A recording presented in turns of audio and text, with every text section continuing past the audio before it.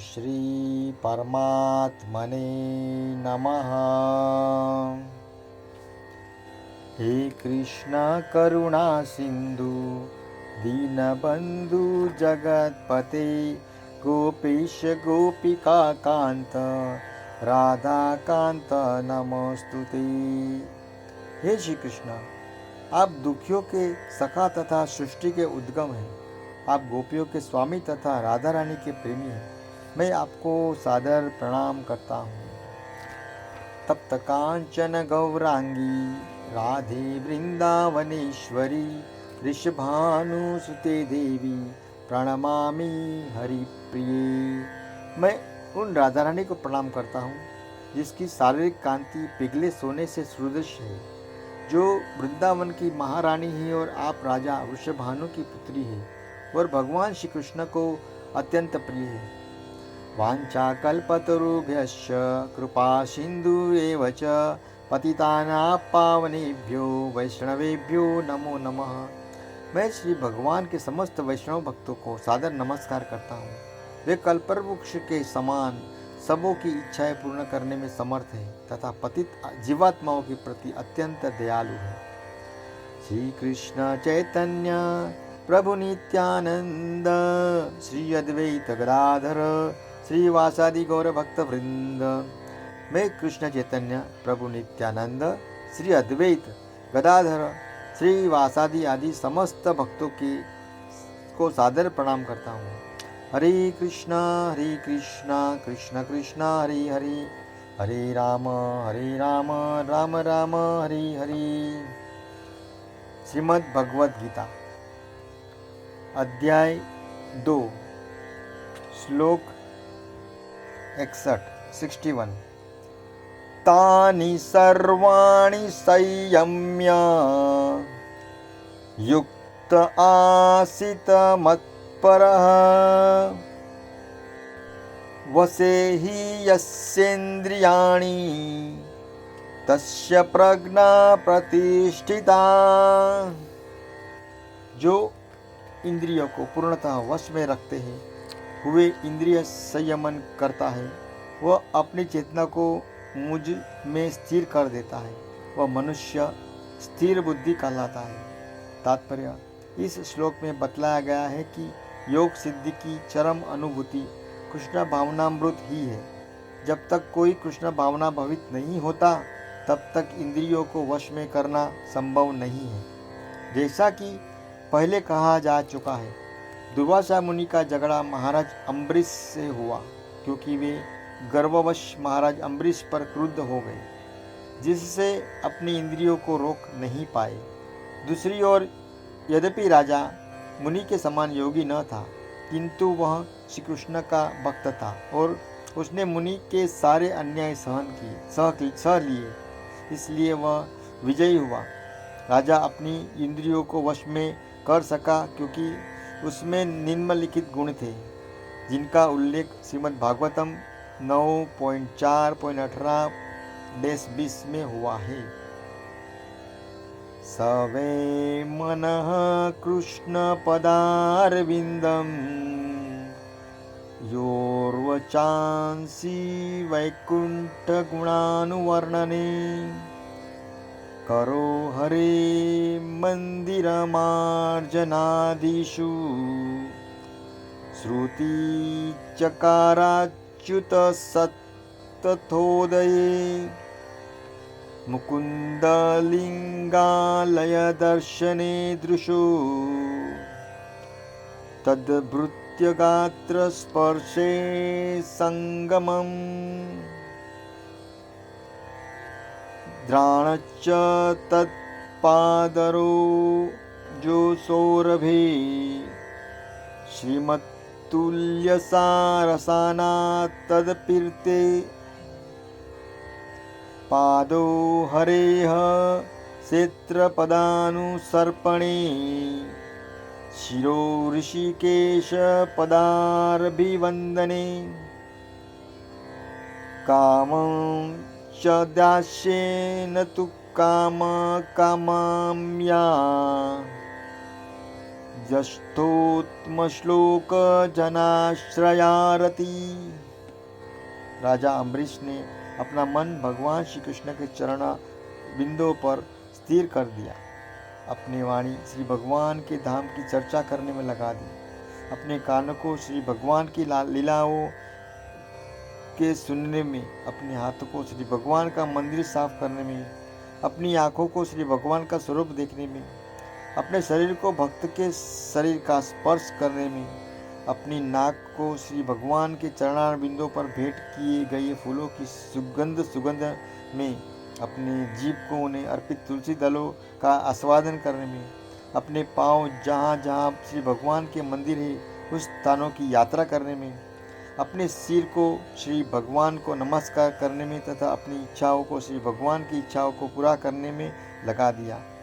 और इन गुणों के कारण वे श्री भगवान के मत पर भक्त बनने के योग्य हो गए। इस प्रसंग में मत पर शब्द का अत्यंत सार्थक है। कोई मत पर किस तरह हो सकता है, इसका वर्णन महाराज अम्बरीश के जीवन में बताया गया है। मत पर परंपरा के महान विद्वान तथा आचार्य श्री बलदेव विद्याभूषण का कहना है, मद भक्ति प्रभावेन सर्वेन्द्रिय विजय पूर्विका स्वात्म दृष्टि सुलभेति भाव।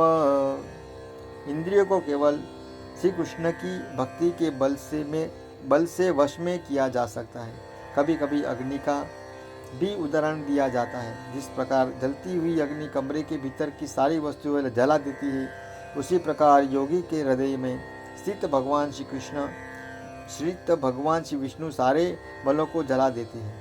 योग सूत्र में श्री विष्णु का ध्यान आवश्यक बताता है कि शून्य का नहीं, तथाकथित योगी जो विष्णु पद को छोड़कर अन्य किसी वस्तु का ध्यान धरते हैं, वे केवल मृग मरीचिकाओं की खोज में वृथा की अपना समय गवाते हैं। हमें कृष्ण भावना भवित होना चाहिए, श्री भगवान के प्रति अनुरक्त होना चाहिए। असली योग का यही उद्देश्य है। श्लोक 62। ध्यायतो विषयान् पूषः संगस्तेषुपजायते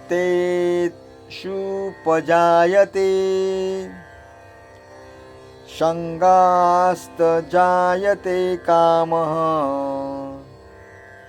कामात् क्रोधभिजायते। इंद्रिय विषयों का चिंतन करते हुए मनुष्य की उसमें आसक्ति उत्पन्न हो जाती है और ऐसी आसक्ति के काम उत्पन्न होता है और फिर काम से क्रोध प्रकट होता है। तात्पर्य, जो मनुष्य कृष्ण भावना भवित नहीं है, उसमें इंद्रिय विषयों के चिंतन से भौतिक इच्छाएं उत्पन्न होती है।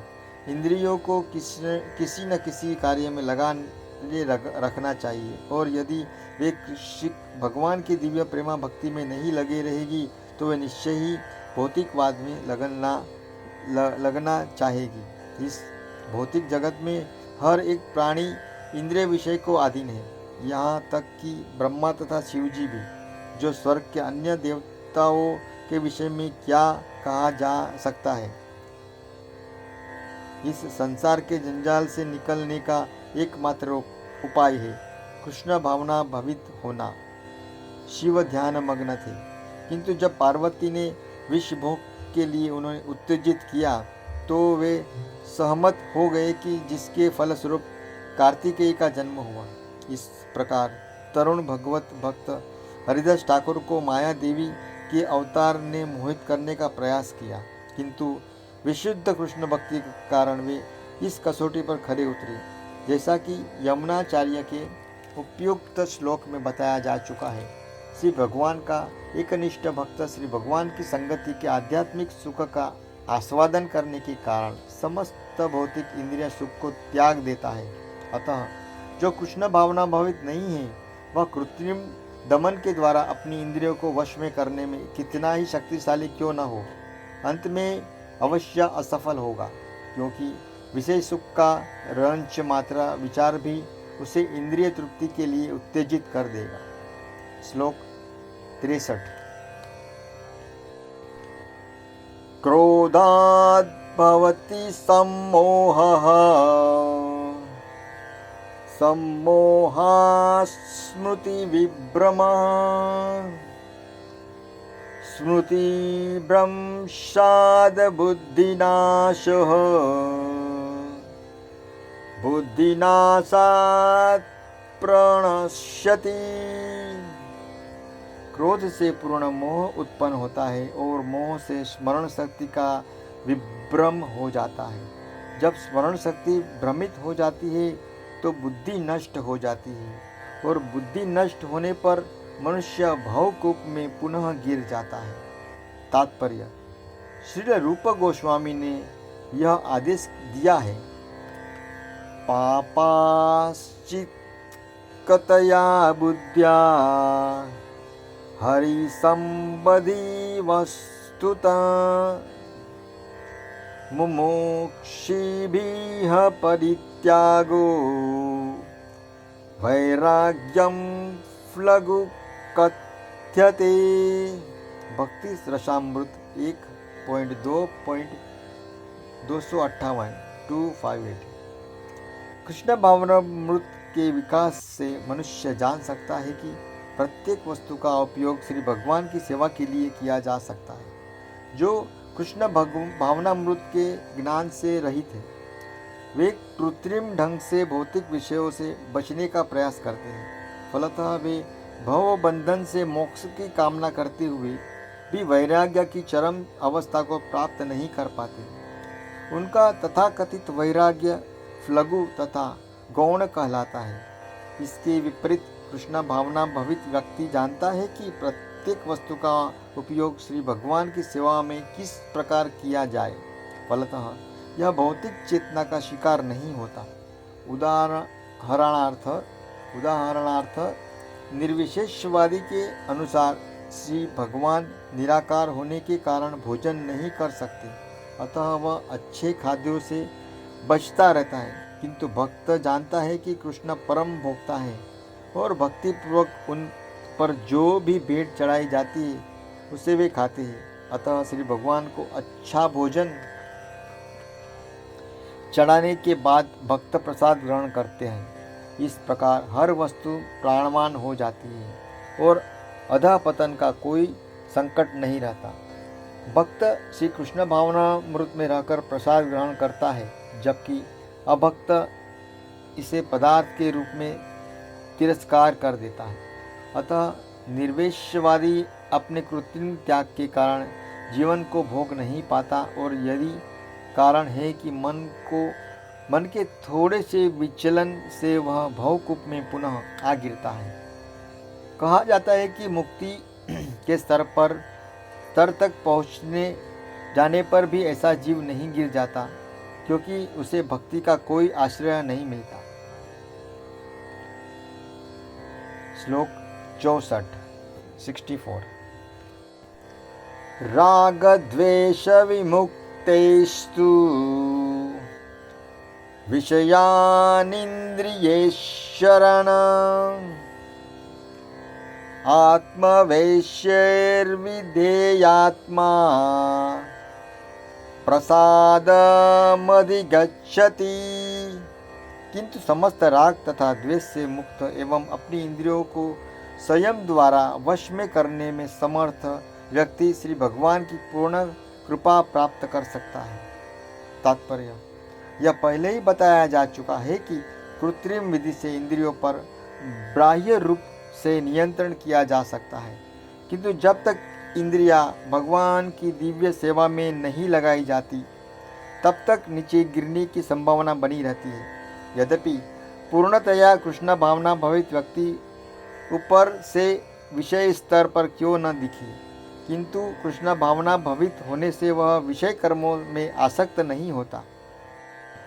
उसका एकमात्र उद्देश्य तो श्री कृष्ण को प्रसन्न करना रहता है, अन्य कुछ नहीं।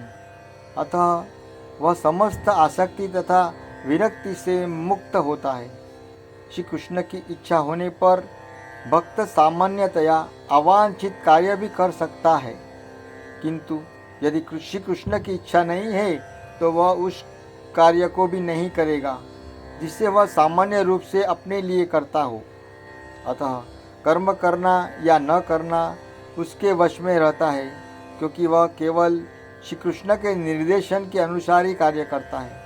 यही चेतना श्री भगवान की अहेतु की कृपा है, जिसकी प्राप्ति भक्त को इंद्रियों में आसक्त होते हुए भी हो सकती है। श्लोक 65 प्रसादे सर्वदुःखानां हानिरस्योपजायते प्रसन्नचेतसो हाश्रु बुद्धि पर्यवतिष्ठते। इस प्रकार से कृष्ण भावनामृत में तुष्ट व्यक्ति के संसार के 3 ताप नष्ट हो जाते हैं और ऐसी तुष्ट चेतना होने पर उसकी बुद्धि शीघ्र ही स्थिर हो जाती है। भाइयों, यहाँ पर हम आज रुकेंगे। श्री कृष्णार्पणमस्तु। वसुदेवं सुतं देवं कंसचारुणमर्दनं देवकी परमानंदम श्री कृष्णं वंदे जगद्गुरु। अगले नए श्लोक के साथ में मैं आपके समक्ष कल फिर से उपस्थित रहूँगा। तब तक के लिए जय श्री कृष्णा। हरे कृष्णा कृष्णा कृष्णा हरे हरे, हरे राम राम राम हरे हरे।